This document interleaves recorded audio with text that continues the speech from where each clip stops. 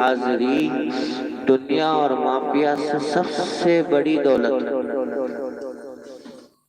کوئی ڈاکٹر بن جائے، کوئی انجینئر بن جائے، کوئی دنیا کا سب سے بڑا آدمی بن جائے، اس کے لیے اتنی سعادت مندی کی بات نہیں جتنا کوئی امتی اللہ کے رسول صلی اللہ علیہ وسلم کے روزے پر حاضری دے۔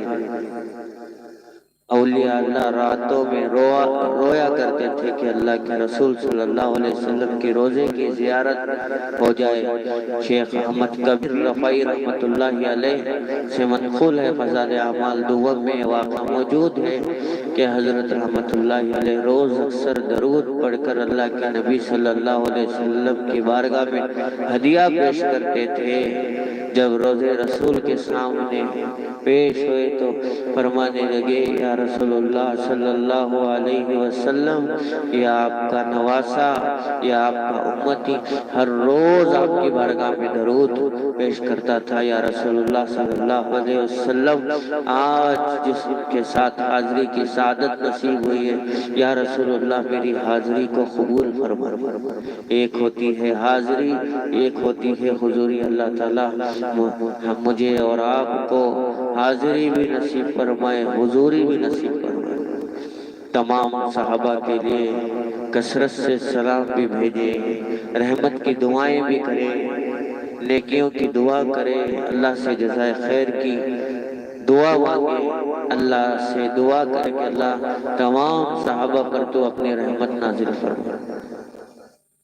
حالانکہ صحابہ پر ہر وقت رحمت برستی رہتی ہے، لیکن ہمارے ہاتھ سے اللہ تعالیٰ دعا کرواتے اس لیے کہ ہمیں بھی نیکیوں میں حصہ ملے۔ اسی لیے تمام مقامات کے ادب کا اور وہاں کا لحاظ رکھیں، زیادہ شور شرابہ مسجد نبوی کے دائرے میں، جہاں حرم ہے، مسجد نبی کا حرم ہے، وہاں بھی زور سے بات نہ کریں، آہستہ سے گفتگو کریں۔ اگر کوئی شخص 10 باتیں کرنا چاہے تو ایک بات پر ختم کر کر خاموشی سے رہیں، درود شریف کثرت سے پڑھیں۔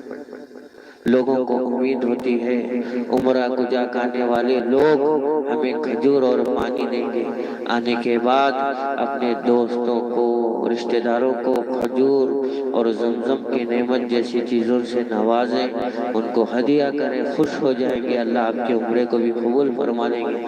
اور سب سے بڑی چیز جو بھی حج اور عمرہ کو جاتے ہیں، ان سے سب سے بڑی چیز یہ ہے کہ وہ اللہ کے رسول صلی اللہ علیہ وسلم کی فکر اپنے ساتھ میں رکھیں۔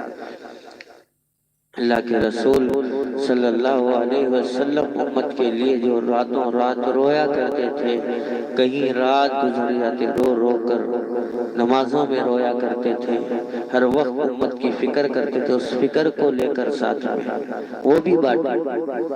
اللہ کے رسول صلی اللہ علیہ وسلم کی زندگی کیسی گزری، صبح و شام کیسے گزرے، امت کے لیے کتنی قربانیاں دیے۔ اللہ کے رسول صلی اللہ علیہ وسلم ارشاد فرماتے ہیں، مجھے اس دین کے خاطر اتنا ستایا گیا، اتنے ظلم ڈھال دیے گئے، اتنا کہ کسی اور نبی پر اتنا ظلم نہیں کیا گیا۔ حالانکہ نوح علیہ السلام کے بارے میں آتا ہے کہ ان کو پتھروں سے خوف مارتے تھے، حضرت صالح علیہ السلام کو، حضرت ہود کو، حضرت زکریا علیہ السلام کو، حضرت یحییٰ علیہ السلام کو کتنی تکلیفیں دی، سب کے باوجود اللہ کے رسول صلی اللہ علیہ وسلم فرما رہے ہیں، مجھے اتنی تکلیف دی گئی دین کے خاطر، اتنا کسی نبی کو تکلیف نہیں دی گئی۔ تو اللہ کے نبی صلی اللہ علیہ وسلم کی فکر کو بھی اپنے ساتھ لے آئیں، لوگوں کو فکر بھی بانٹیں کہ اللہ کے نبی صلی اللہ علیہ وسلم کی فکر ہمارے لیے یہ تھی بول کر۔ اور آپ حضرات جو عمرہ کو جا رہے ہیں ان سے میرے لیے بھی دعا کریں اور تمام امت کے لیے بھی دعا کریں۔ اللہ تبارک و تعالیٰ تمام اللہ کا گھر دیکھنے والوں کو قبول فرمائے، کعبے کی زیارت قبول فرمائے، مدینہ منورہ کی زیارت قبول فرمائے۔ اللہ سے دعا ہے کہ نبی کریم صلی اللہ علیہ وسلم کے صدقے سے اللہ تبارک و تعالیٰ آپ لوگوں کا جانا قبول فرمائے اور ہمیں بھی عمرہ کے لیے قبول فرمائے۔